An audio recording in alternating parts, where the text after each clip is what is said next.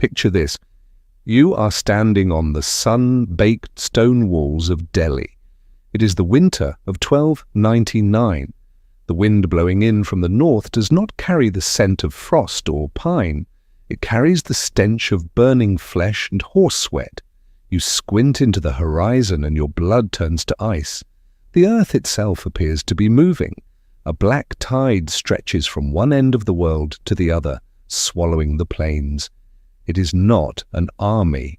It is a force of nature. 200,000 Mongols of the Chagatai Khanate are marching toward your home. You watch as a scout stumbles toward the city gates, his body resembling a pincushion of bone-tipped arrows, coughing up blood before he even reaches the shadow of the wall. The Mongols do not send emissaries. They do not demand surrender. They bring an absolute mechanical slaughter. If those gates fall, every man, woman, and child inside will be reduced to ash and cracked skulls. You are gripping your spear so hard your knuckles bleed, waiting for the end of the world. Before diving into these forgotten stories of survival and suffering, if you enjoy learning about the hidden truths of history, consider hitting that like button and subscribing for more content like this. And please comment below to let me know where you're listening from. I find it incredible that we're exploring these ancient stories together from different parts of the world, connected across time and space by our shared curiosity about the past.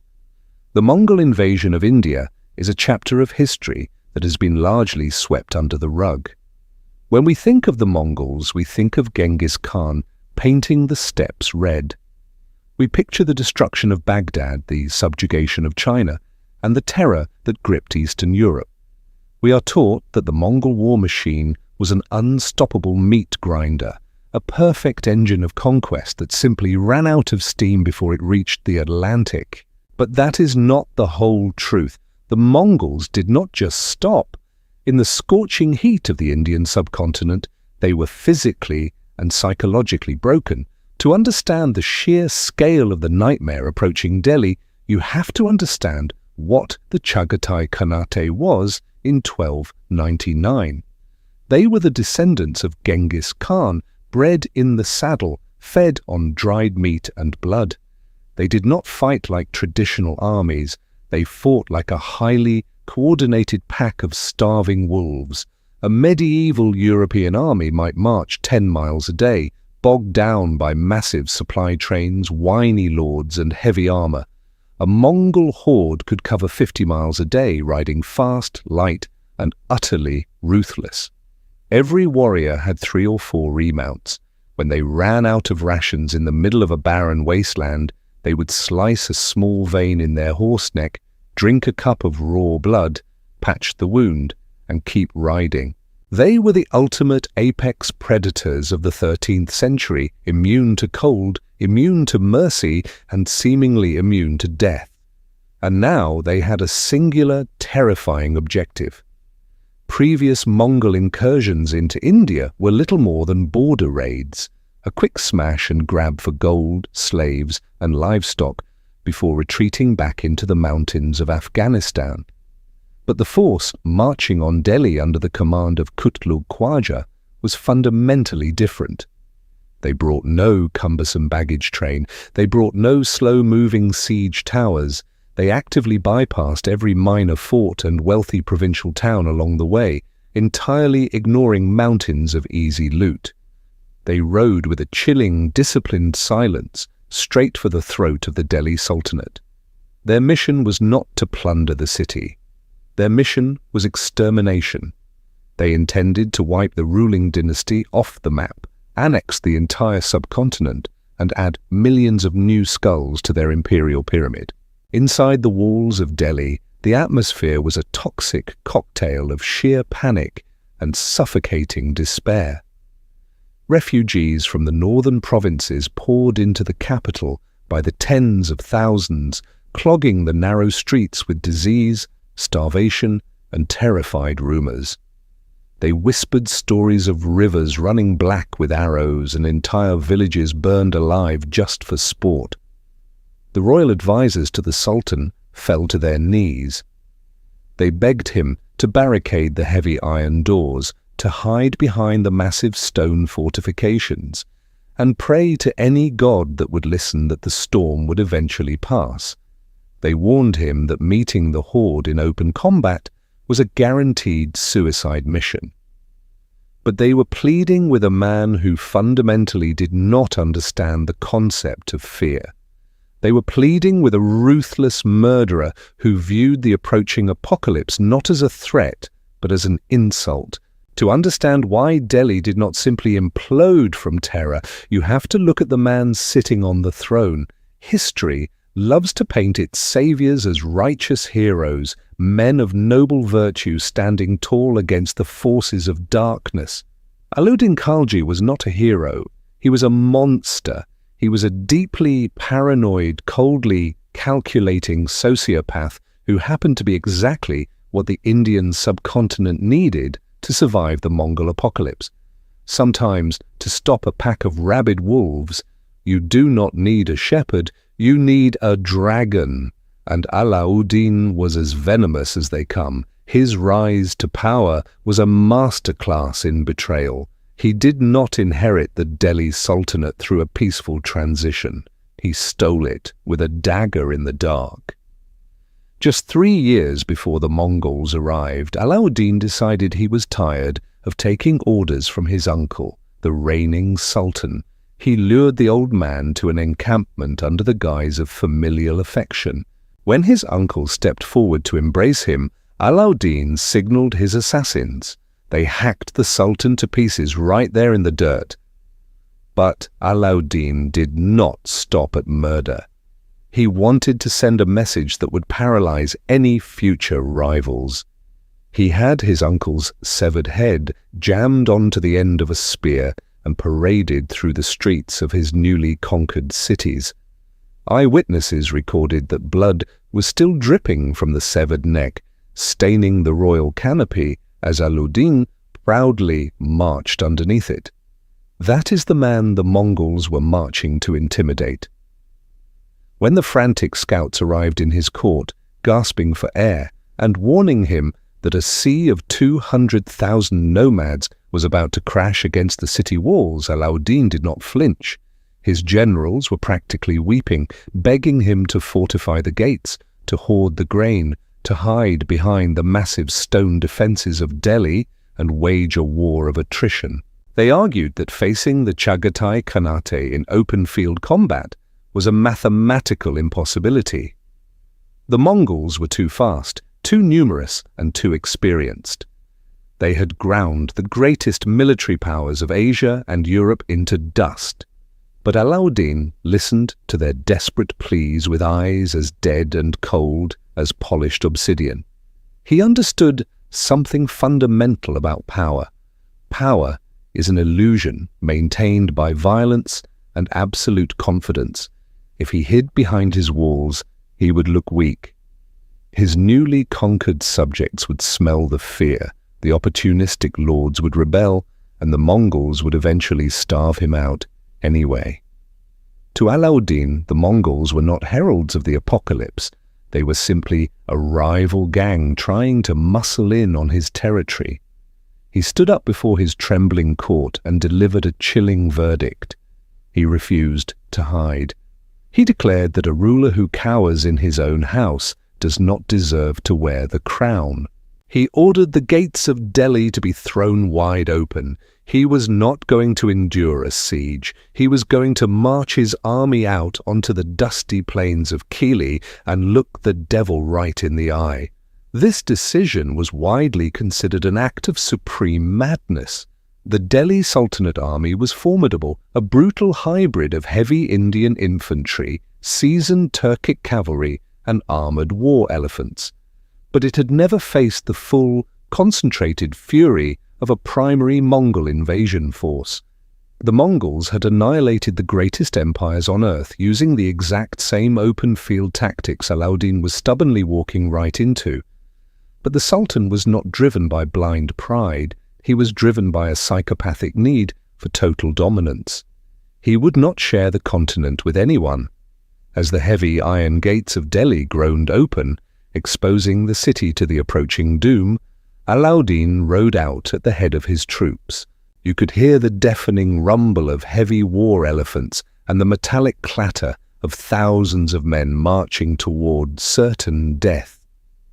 He was leading a host of hardened killers, mercenaries and conscripts into a meat grinder, perfectly willing to sacrifice every last one of them if it meant keeping his throne.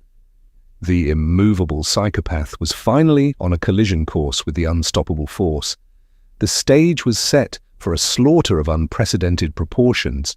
When we talk about an army of 200,000 Mongols, the human brain struggles to process the sheer mathematics of that nightmare. You have to multiply that number by 3 or 4 just to account for the horses. We are talking about nearly 1 million animals moving in absolute, terrifying synchronization. The dust cloud generated by Qutlugh Khwaja and his Chagatai Khanate was so massive it created its own weather system. It choked the sun out of the sky days before the vanguard even crested the horizon. The people of the Indian subcontinent had faced invasions before, but this was not a raid. This was an extinction-level event. The Chagatai Khanate was a different breed of monster. While other branches of the Mongol Empire in Persia and China had begun to settle down, adopting the bureaucratic habits and luxurious silks of the people they conquered, the Chagatai remained feral. They ruled the harsh steppes of Central Asia. They were the conservative purists of the Mongol world, clinging to the brutal, saddle-bound lifestyle of Genghis Khan. They viewed stone cities with deep suspicion and agrarian farmers as nothing more than livestock waiting to be harvested. To them, the vast riches of the Delhi Sultanate were not something to be taxed or governed. They were an infection to be cauterized.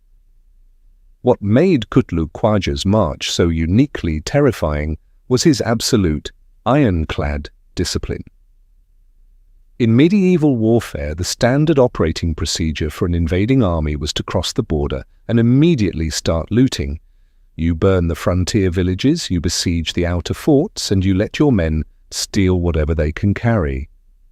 This traditional method is a nightmare for the locals, but it offers a massive strategic advantage to the defending capital. It slows the invaders down.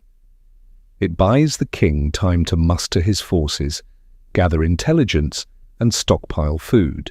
Qutlugh Khwaja denied Alauddin Khalji that luxury. He issued a draconian order to his generals that sent a shiver down the spine of history. There would be no looting. Any Mongol warrior caught burning a border village or stealing a single coin before they reached Delhi would be executed on the spot. They bypassed every single heavily fortified outpost along the Indus River. They ignored the wealthy provincial capitals of Punjab. They rode with a singular, unblinking focus straight toward the heart of the Sultanate. By refusing to stop, the Mongols weaponized their greatest asset: speed. They covered the distance from the mountains of Afghanistan to the outskirts of Delhi before the Indian generals even fully understood what was happening. It was a masterstroke of psychological warfare. Instead of fighting a slow, grinding campaign of attrition, the Mongols materialized out of thin air like 200,000 heavily armed ghosts. But this incredible speed served a secondary, far more sinister purpose. By bypassing the northern provinces and rushing straight to the capital, the Mongols effectively cut Delhi off from the rest of its own empire. They formed a massive, suffocating ring around the city. No grain shipments could get in, no royal messengers could get out. The provincial armies, scattered across the subcontinent, were left leaderless and paralyzed, completely unable to march to the aid of their sultan. Qutlugh Khwaja did not just arrive at Delhi, he amputated it from the rest of India.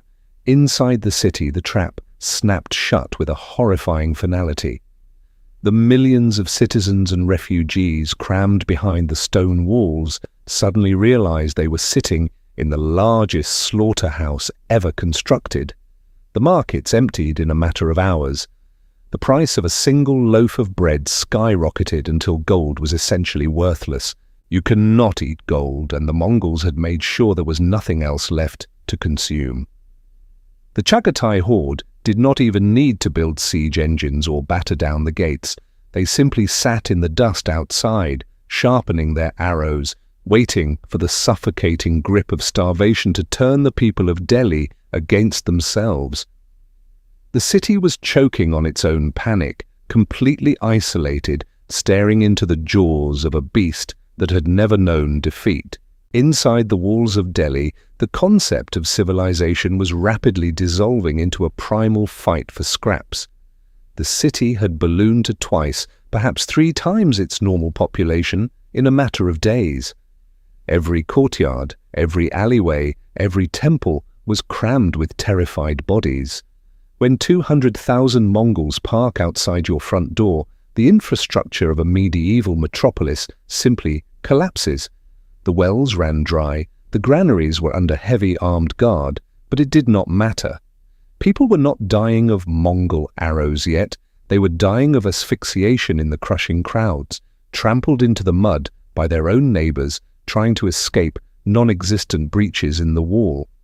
The stench of dysentery and unwashed bodies rose up to the palace windows, a constant, sickening reminder of the ticking clock. In the royal war room, the atmosphere was suffocating. Alauddin Khalji stood over a map of the surrounding plains while his most trusted generals and advisors essentially begged for their lives. The chief magistrate of the city, a man named Allah ul Mulk, stepped forward to deliver the grim reality of their situation.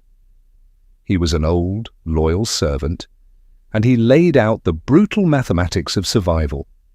He pleaded with the Sultan to adopt a policy of calculated cowardice. He argued that the Mongols were a flash flood. You do not try to punch a flood, you get to high ground and wait for it to recede. Allah ul Mulk pointed out that the Chagatai Khanate was entirely reliant on momentum. They had no supply lines. They were eating their own dying horses to survive the siege. If Delhi could just hold out behind its massive stone fortifications until the brutal Indian summer arrived, the heat and disease would destroy the Mongols faster than any army could. The advisor warned Alauddin that taking a heavy traditional Indian army out onto the flat, dusty plains to fight the greatest cavalry force in human history was not a battle strategy. It was a mass suicide pact. The Mongols wanted open ground. Giving it to them was exactly what Qutlugh Khwaja was praying for. Alauddin listened in absolute silence. He looked at the sweating, trembling faces of his high command, and then he laughed. It was a cold, humorless sound that chilled the room. He walked over to his advisor and delivered a speech that perfectly encapsulated his terrifying psychology. He stated that a kingdom cannot be ruled by a man who hides from a fight. If he cowered behind the walls while the Mongols ravaged the suburbs of his capital, his authority would crumble into dust. His newly conquered territories would rebel the moment they smelled his fear. To Alauddin, the choice was simple. He could stay inside and slowly starve to death like a trapped rat, losing his empire in the process, or he could march out into the sun and roll the iron dice of war. He turned to his generals and shattered their hopes of a peaceful resolution. He declared that even if the heavens themselves rained down fire, he would not delay. The moment the heavy bronze gongs of the palace signaled the march, a collective shudder ran through the ranks of the Delhi army. These were hardened veterans, men who had crushed rebellions and conquered kingdoms, but they were now being asked to step into a meat grinder. Wives wailed from the rooftops as the soldiers formed up in the streets. The heavy armored war elephants, beasts that weighed over 4 tons and were draped in thick chainmail, were fed a mixture of wine and spices to drive them into a state of aggressive frenzy. The infantrymen gripped their spears, their palms slick with terrified sweat. They knew the stories. They knew the Mongols did not take prisoners. As the massive iron gates of Delhi were slowly winched open, the blinding glare of the sun hit them, revealing the infinite sea of horsemen waiting on the horizon. There was no turning back. The city of panic was emptying its defenders onto the plains of Kili, marching straight into the jaws of the apocalypse. When the dust finally settled on the plains of Kili, the sheer scale of the violence about to unfold became terrifyingly clear. This was not a standard medieval skirmish. This was a collision of two entirely different philosophies of war. On one side of the battlefield stood the Chagatai Khanate, a sea of 200,000 light cavalrymen stretching as far as the human eye could process. They sat upon their small, rugged steppe ponies in absolute, deathly silence. On the other side was the army of the Delhi Sultanate, a massive, grinding machine of heavy infantry, armoured cavalry, and at the very front, a living wall of nightmares, the war elephants. To understand what happened next, you have to strip away the romanticized paintings of history and look at the brutal, unyielding laws of physics. The Mongols had conquered the known world using a very specific mathematical formula.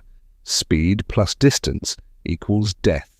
Their entire military strategy relied entirely on their horses. A Mongol warrior and his pony were a single organism designed to ride just out of reach of heavy European or Asian armies, raining down armor-piercing arrows until the enemy formation broke from sheer panic. They were used to fighting men, and they were used to fighting other horses. They were definitely not used to fighting walking fortresses. Imagine being a seasoned Mongol veteran. You have slaughtered your way across continents. You fear absolutely nothing on two legs or four. But as the Delhi army slowly advances, the ground beneath your pony hooves begins to vibrate. Through the choking dust, you finally see them. Hundreds of Indian war elephants forming an unbroken, ironclad barricade. These are not zoo animals. These are 4-ton apex predators bred for murder, fed a strict diet of fermented wine and spices to drive them into a state of aggressive, psychotic rage. They are draped from head to toe in thick coats of heavy chainmail. Strapped to their massive tusks are 3-foot-long, razor-sharp iron blades smeared with poison.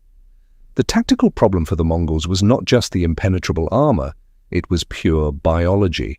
A horse is fundamentally a prey animal. It relies on flight to survive danger. The steppe ponies of the Chagatai Khanate had never seen an elephant in their lives. They had never smelled the overwhelming, pungent stench of a bull elephant in must. Before the two armies even came within arrow range, the Mongol lines began to ripple with uncontrollable chaos. The ponies started throwing their heads, bucking and screaming in primal terror. The most disciplined cavalry force in human history was suddenly struggling just to keep their mounts from turning around and bolting right back into the desert. When the elephants unleashed their deafening trumpets, a sound that literally rattles the bones inside your chest, the psychological impact was devastating. The Mongols desperately tried to employ their standard tactic. They kicked their terrified horses forward and unleashed a sky-blackening volley of arrows. This was the famous rain of death that had broken the Russian princes and the Persian shahs. Millions of composite bow shafts hissed through the air and slammed into the Delhi vanguard, but the arrows simply did not penetrate. They bounced off the thick chainmail of the elephants like wooden toothpicks. The very few that found the tiny gaps in the armor only enraged the massive beasts further. The Mongol war machine, the unstoppable engine that had chewed up the greatest empires on earth, suddenly found itself firing pebbles at a brick wall, and the wall was moving forward.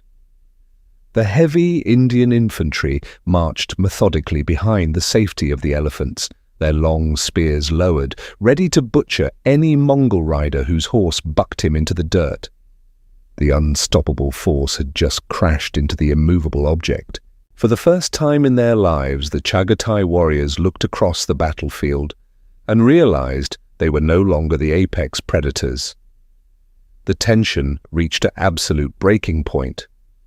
Alauddin Khalji watched this unfolding chaos from his command tent with cold satisfaction. He had forced the greatest open-field army in the world into a rigid, uncomfortable standoff. The physics of the battlefield heavily favored the sheer mass of the Delhi Sultanate, but standing in the Indian vanguard was a general whose thirst for blood was about to turn this calculated standoff into an uncontrolled, catastrophic bloodbath. While Alauddin Khalji was perfectly content to let the Mongols stare at his armored elephants until they died of thirst, there was one man on the battlefield who did not share his patience. Commanding the right wing of the Delhi army was a general named Zafar Khan. If Alauddin was the cold, calculating brain of the Sultanate, Zafar Khan was its bloodied iron fist. He was the most famous, the most aggressive, and arguably the most dangerous military commander in India. He had spent his entire life fighting border wars, and he had developed a deep, almost pathological hatred for the Chagatai Khanate. To him, the Mongols were not a force of nature to be respected. They were an infestation that needed to be violently eradicated. As the sun climbed higher, baking the plains of Kili into an oven, the standoff began to grate on Zafar Khan's nerves. He looked across the dust at the Mongol lines. He saw their horses trembling, their formations wavering under the sheer psychological weight of the war elephants. He realized in that split second that the invincible Mongol horde was hesitating. They were vulnerable, but his orders from the Sultan were absolute. Hold the line, maintain the defensive wall, and let the enemy break themselves against the armor. Zafar Khan made a decision that would cement his name in history and seal his own doom. He decided that defensive warfare was for cowards. Without sending a messenger to the Sultan, without waiting for the heavy infantry to support his flanks, Zafar Khan drew his sword and gave the order to advance. He commanded the elite heavy cavalry of the Delhi right wing, thousands of armored horsemen wielding heavy maces and razor-sharp scimitars. When they kicked their horses into a gallop, the sound was like a thunderclap rolling across the dry earth. They did not trot. They did not cautiously probe the enemy line. They accelerated into a full, ground-shaking charge, aiming directly for the throat of the Mongol left flank. The impact was catastrophic. The physics of the collision heavily favored the Indians. Zafar Khan's heavy cavalry slammed into the lighter Mongol ponies like a cannonball tearing through a wooden fence. The Mongol front ranks evaporated. Light leather armor and composite bows offered absolutely no protection against a wall of charging steel. Horses were flipped end over end, their riders trampled into the dirt beneath thousands of heavy hooves. Zafar Khan himself was at the very front of the wedge, a maniacal force of nature hacking his way through the sea of nomads. He didn't just break the Mongol line, he shattered it. For the first time in their lives, the warriors of the Chagatai Khanate experienced the sheer, suffocating terror of being the prey. The discipline that had made them the masters of the world began to unravel. They turned their horses and fled, desperately trying to escape the grinding meat grinder of Zafar Khan's charge. But as the Mongol lines broke and scattered into the dust, the adrenaline coursing through Zafar Khan's veins blinded him to the brutal reality of steppe warfare. He was winning the melee, slaughtering his way through the enemy, but in his bloodlust he was committing the cardinal sin of fighting the Mongols. He was chasing them. He was leaving the safety of the elephant wall far behind, pulling his cavalry deeper and deeper into the endless, suffocating dust of the plains, right into the oldest and deadliest trap in the history of human conflict. The Mongol feigned retreat is the most misunderstood maneuver in medieval warfare. To the untrained eye, it looks exactly like a chaotic, desperate rout. Men scream, formations dissolve, and horses scatter in a panic. But it is an absolute illusion. It is a highly coordinated, perfectly choreographed backward march designed to exploit the oldest and most fatal human weakness, greed. European knights fell for it at the Kalka River, Middle Eastern armies fell for it in Persia. And now the most feared general in the Delhi Sultanate was falling for it right in the heart of India. Zafar Khan genuinely believed he was chasing a broken, terrified mob. In reality, he had a noose around his neck, and the Chagatai Khanate was slowly, methodically pulling it tight. For 18 agonizing miles, the Mongol light cavalry rode just fast enough to stay out of sword reach, but slow enough to keep the Indian heavy cavalry biting at their heels. 18 miles is a catastrophic distance in the context of medieval combat. It is a death march. Under the blistering heat of the sun, the heavy Indian war horses began to foam at the mouth. Their hearts threatened to burst against their ribs. The tight, devastating wedge formation that had successfully shattered the initial Mongol line dissolved into a disorganized, exhausted string of breathless men and dying animals. Then the heavy drums stopped. The choking dust began to settle. The fleeing Mongols did not simply halt, they executed a flawless, synchronized pivot. Tens of thousands of horsemen turned as one single, terrifying organism. In a fraction of a second, the prey became the predator. Zafar Khan pulled his gasping warhorse to a standstill. He looked over his shoulder, his adrenaline suddenly turning to ice. The horizon was entirely empty. The impenetrable wall of armored elephants was gone. The safety of the Delhi heavy infantry was 18 miles away, completely out of sight. He was cut off, marooned in an ocean of dry earth, surrounded by a rapidly closing circle of fresh Mongol warriors who had simply been waiting for him to burn through his stamina. The trap had snapped shut with cold, mathematical precision. The Mongol commander, recognizing the sheer ferocity of the man who had just punched a hole through his vanguard, actually paused the slaughter. In a rare display of military respect, an emissary was sent forward. The Mongols offered Zafar Khan a way out. They offered him a place in the Chagatai Khanate, a command of his own, if he would simply bend the knee and surrender. It was a highly pragmatic offer. But Zafar Khan was not a pragmatic man. He was a creature of absolute, unyielding violence. He looked at the infinite sea of arrows pointed at his chest, spat in the dirt, and refused. What followed was not a battle. It was a systematic extermination. But it was the most expensive extermination the Mongols had ever conducted.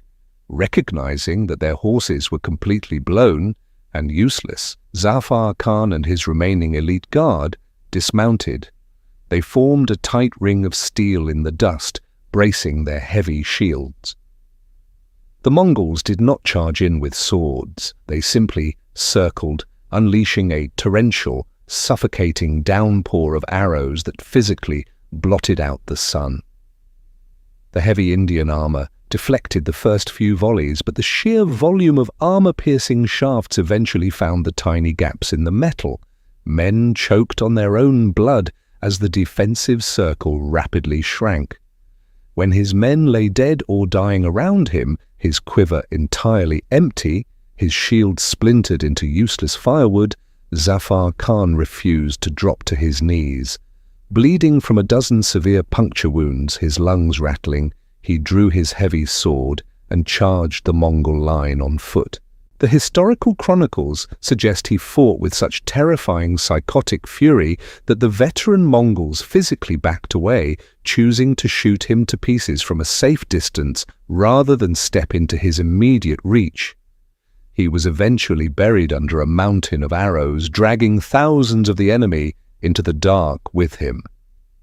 Zafar Khan was dead, but as his blood soaked into the parched earth, the most chilling question remained.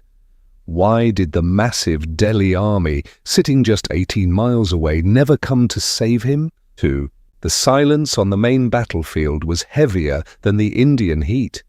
18 miles away, the greatest hero of the Delhi Sultanate was being methodically hacked to pieces in the dust, and the massive, heavily armed Indian army did not move a single inch to save him. If you are wondering how a military commander could make such a catastrophic tactical blunder, allowing his right wing to be isolated and destroyed, you are looking at it through the lens of modern morality. Alauddin Khalji did not make a mistake. He executed a flawless, premeditated assassination by proxy. He literally used a 200,000-man Mongol invasion force as his own personal hit squad. To understand this cold reptilian logic, you have to remember exactly how Alauddin acquired his throne. He hacked his uncle to pieces and paraded his dripping head through the streets. In a medieval political system built entirely on betrayal and sudden violence, a wildly popular, aggressively competent general like Zafar Khan is not an asset. He is a ticking time bomb. Zafar had the unwavering loyalty of the army. He had the adoration of the common people. He was the sword of Delhi. In Alauddin's deeply paranoid mind, it was only a matter of time before Zafar Khan realized he did not actually need to take orders from the Sultan anymore. When Zafar Khan broke formation and initiated his unauthorized, suicidal charge, Alauddin saw an opportunity that most kings would be too terrified to even consider. As the massive dust cloud of the cavalry clash moved further and further away into the horizon, the Sultan's advisors panicked. They fell to their knees in the command tent, begging him to send the heavy infantry to move the wall of armored elephants forward to support the exposed right wing. Alauddin simply looked at them with dead eyes and refused. He ordered the line to hold its ground. He locked his jaw and willingly watched his biggest domestic political threat ride headfirst into a meat grinder. It was a masterclass in sociopathic mathematics. Alauddin ran the brutal calculus in his head and realized he could not lose. If Zafar Khan somehow pulled off a miracle and defeated the Chagatai horde on his own, Alauddin won the war. If Zafar Khan was surrounded and killed, he would undoubtedly take thousands of elite Mongol warriors to the grave with him, severely softening the enemy forces. And most importantly, Alauddin would permanently remove the only man in the empire who could realistically challenge his crown. It was the ultimate win-win scenario, paid for entirely with the blood of his own unsuspecting soldiers. Imagine being a seasoned infantryman standing in the Delhi vanguard that afternoon. You can hear the distant, muffled roar of combat. You know your brothers in arms are being slaughtered just over the horizon. Every instinct screams at you to march forward, but you are locked in place by the terrifying willpower of a sultan who treats human lives as entirely disposable chips on a bloody poker table. Alauddin was resting his troops. He was preserving the stamina of his armored elephants and hoarding his supplies, perfectly content to let the Mongols exhaust their horses and empty their quivers to kill just one man. History books often condemn Alauddin for this stunning betrayal. Romantic poets call it the ultimate act of cowardice. But in the unforgiving, hyper-violent reality of the 13th century, concepts like honor and brotherhood usually just get you killed. Empathy gets your city burned to the ground and your citizens enslaved. Alauddin Khalji survived, and the Delhi Sultanate survived precisely because he lacked both of those traits. He looked at the apocalypse knocking on his front door, stared into the eyes of the deadliest conquerors in human history, and calmly figured out a way to make them do his dirty work. When the sun rose over the plains of Kili the following morning, the adrenaline of the previous day had completely evaporated. The Chagatai Khanate had successfully executed their signature trap. They had annihilated the most dangerous general in the Delhi Sultanate. But as the Mongol commanders surveyed the butcher's bill in the cold light of day, a creeping, unfamiliar sensation began to spread through their ranks. It was fear. The victory over Zafar Khan had not been a clean, efficient extermination. It had been an absolute bloodbath. Thousands of irreplaceable veteran steppe warriors lay dead in the dirt, their bodies piled in heaps around the unyielding corpses of the Indian heavy cavalry.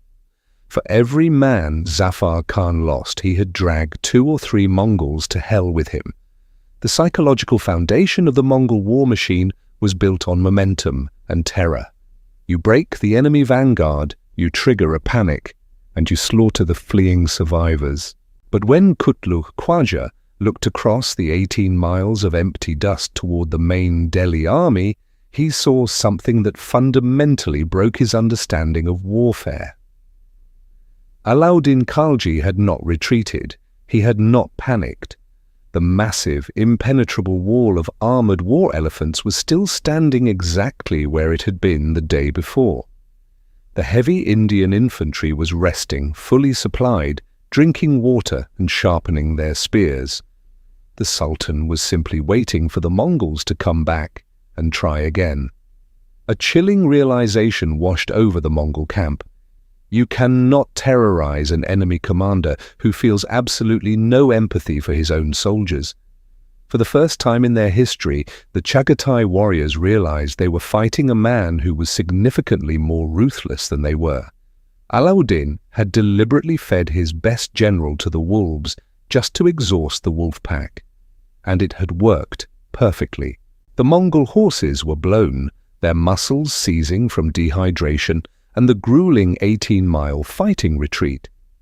Their quivers, which usually held 60 arrows per man, were virtually empty after the hours spent trying to pierce Zafar Khan's heavy armor.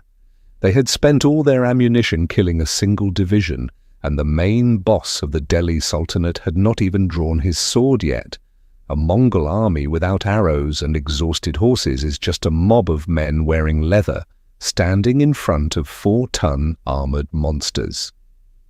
To make matters worse, the physical toll on the Mongol leadership was catastrophic. During the chaotic, desperate melee with Zafar Khan's doomed cavalry, Qutlugh Khwaja himself had been severely wounded. The exact nature of his injury is debated by chroniclers, but the reality of medieval battlefield medicine is universal. A deep puncture wound in the stifling, fly-choked heat of the Indian subcontinent is a death sentence. The supreme commander of the invasion force was bleeding out in his tent, coughing up blood, and entirely incapable of leading a second charge against the fresh, fortified Delhi lines. The morale of the horde, previously thought to be unbreakable, shattered like cheap glass. They were entirely cut off from home, deep in hostile territory, staring at a sociopath who treated war like a casual game of chess. The math simply did not work anymore.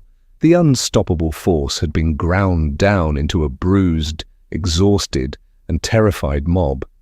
They had no food, no arrows, and a dying king. Under the cover of total darkness, the Chagatai Khanate made a decision that sent shockwaves across the known world. They did not sound the war drums, they did not mount a desperate final assault. They simply turned their starving ponies around and vanished into the night. They muffled the hooves of their horses with cloth to mask the sound of their retreat, a humiliating tactic for the proudest conquerors on earth. When the dawn broke on the 3rd day, Alauddin Khalji looked out over an empty horizon. The choking dust cloud was moving in reverse, heading back toward the mountains of Afghanistan. The nightmare that had swallowed empires had finally blinked first. The myth of absolute Mongol invincibility had been completely shattered against the cold, calculated iron of the Delhi Sultanate. The retreat of the Chagatai Khanate was not a dignified withdrawal, it was a disorganized, humiliating death march. The once invincible Mongol warriors were reduced to starving scavengers, eating their dead horses and dying of thirst as they limped back toward the mountains of Afghanistan. Qutlugh Khwaja, the great Khan who had promised to build a pyramid of skulls in Delhi, never saw his homeland again. The wounds he sustained during the chaotic melee with Zafar Khan festered in the brutal heat. He died in the dirt along the retreat route, his grand invasion dissolving into an absolute, unmitigated catastrophe. Back in Delhi, Alauddin Khalji did not mourn the thousands of men he had deliberately sacrificed.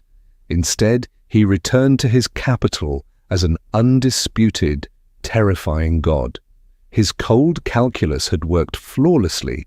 The Mongol threat was broken, and his greatest domestic rival was conveniently rotting in the sun. With Zafar Khan out of the way, there was absolutely no one left with the military influence or the courage to challenge the throne. Alauddin spent the rest of his reign expanding the Delhi Sultanate with unprecedented brutality.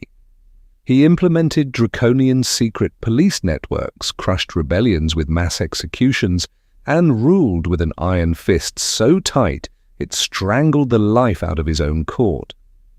When we study history, we have a desperate psychological need for clean narratives. We want our saviors to be righteous figures, men of noble virtue standing bravely against the forces of darkness. But the Battle of Kili forces us to confront a deeply uncomfortable truth. The man who saved the Indian subcontinent from the most destructive military machine in human history was not a hero. He was a paranoid, backstabbing sociopath. If a traditional, honorable king had been sitting on the throne in 1299, he would have likely listened to his advisors. He would have hidden behind the walls of Delhi, allowed the Mongols to starve the city, and eventually watched his empire burn to ash. Millions of men, women, and children would have been systematically slaughtered, erasing entire cultures from the map. The Indian subcontinent survived the apocalypse precisely because it was ruled by a monster.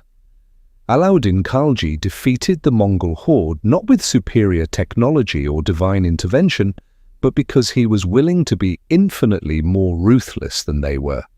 Sometimes the shield that protects civilization is not forged from justice. Sometimes it is forged from pure malice. If you found this deep dive into the brutal realities of medieval warfare fascinating, please hit that like button and subscribe to the channel. We are building a library of history's darkest, most incredible forgotten moments, and I want you to be part of it. I also want to hear your thoughts in the comments below. Do you think Alauddin Khalji was justified in sacrificing Zafar Khan to save his empire? Or was it simply the selfish act of a tyrant who only cared about his crown? Let the debate begin. If you want to see how another invincible army was completely dismantled by hubris and cold steel, click the video on your screen right now. Until next time, remember that history is rarely a story of good versus evil. It is usually just a story of survival.